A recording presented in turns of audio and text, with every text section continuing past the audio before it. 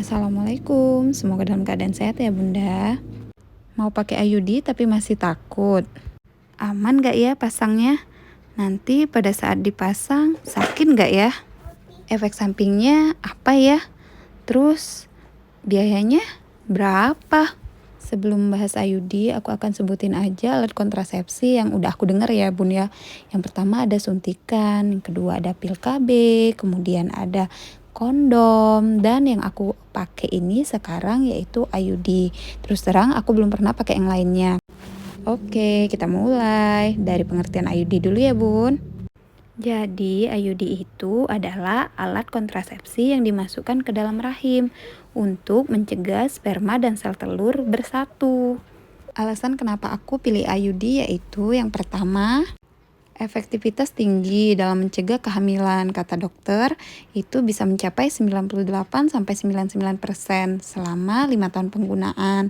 Kemudian, IUD juga memberikan perlindungan jangka panjang, tidak mengganggu aktivitas seksual, kemudian cocok juga untuk ibu menyusui, tidak menyebabkan penambahan berat badan. Jujur, dari waktu aku lahiran itu berat badanku di 45, pokoknya nggak lama dari lahiran itu kembali ke 45 kalau nggak salah ya, sampai sekarang pun di 44, 45, pokoknya sekitaran itu. Nah, ini videoku waktu aku konsul ngecek IUD-ku ya. Awalnya aku juga takut, aku juga bingung akan lama nggak ya pasangnya, nanti sakit nggak ya. Sebenarnya rasanya ngilu dikit ya kalau menurut aku. Cuma yang bikin aku cemas itu pada saat orang mau masukin cocor bebek itu, jadi aku rada-rada tegang juga ya. Oh iya, jadi IUD itu ada alat seperti T kayak gitu dimasukin ke dalam rahim kita. Masukinnya dari bawah ya Bun ya. Tenang, yang masukinnya profesional kok, kan dokter, bidan. Jadi sebelum aku memasang IUD itu, aku udah cari-cari tahu dulu, terus aku juga udah kompromi sama dokter kandungan, nanya alat kontrasepsi apa yang aman, yang bagus. Maksudnya bagus dalam artian untuk tubuhku ya, karena kan aku kan sering periksa juga ke dokter kandunganku itu, jadi dia tahu lah ya kondisi tubuh aku. Nah, dia nyaranin pakailah IUD ini. Terus aku pasangnya itu kalau nggak salah ya waktu 45 hari setelah aku lahiran. Masa nifasku udah mulai berhenti, tapi ketika aku udah pasang memang keluar flek-flek lagi. Nah, kalau untuk biayanya aku kemarin ada di angka 900 ribuan, nggak sampai 1 juta. Kalau nggak salah yang mahal itu di alatnya ya, kalau dokter sama USG-nya itu biasa aja, relatif lah ya. Nah, sekarang kita bahas efek sampingnya ya Bun.